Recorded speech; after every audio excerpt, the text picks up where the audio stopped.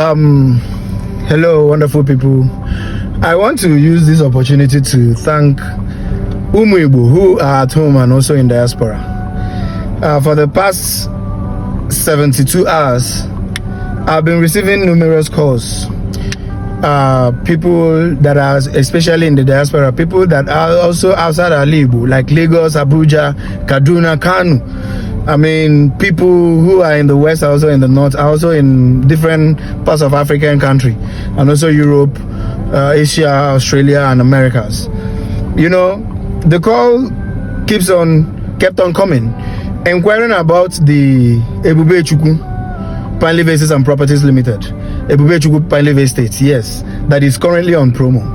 Why I'm making this video is to appreciate Igbo for thinking it wise to relocate their wealth back home, because the calls were overwhelming. Especially, I want to say thank you to my good brother. He called me all the way from Lagos,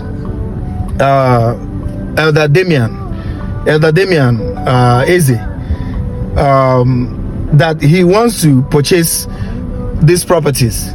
And also our people in South Africa, I thank you all for really involving into the vision of relocating your wealth in diaspora back to Igbo. You guys are doing well. You guys are doing exceedingly well. And if you will continue like this in the next 5 to 10 years, I know that Igbo shall be a destination, an investment destination, an infrastructure destination, a tourist destination. Everything that is good shall be returned to Igbo.